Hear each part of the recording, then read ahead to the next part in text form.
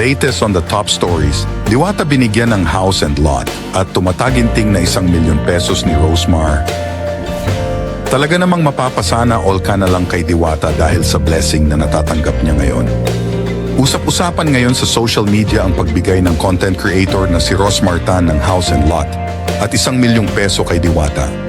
Kung matatandaan, inulan ng batikos mula sa maraming netizens ang social media personality at CEO na si Rosemar Tan matapos umano niyang gayahin ang pares overload ni Deo Balbuena aka Diwata.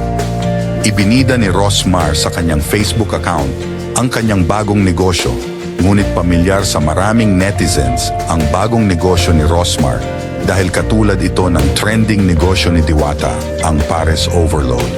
Matatagpuan ang Rosemar Pares Overload sa R Mansion Resort and Resto Bar sa Calauan, Laguna. Dito na binatikos ng mga netizens si Rosemar dahil kinumpetensya pa raw niya ang paresan ni Diwata.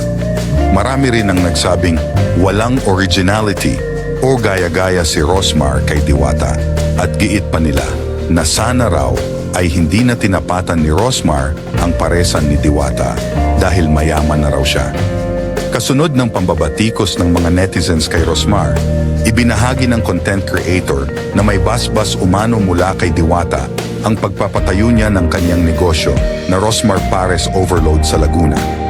Aminado rin si Rosemar na nakuha niya ang ideya ng kanyang paresan mula sa trending Pares Overload ni Diwata.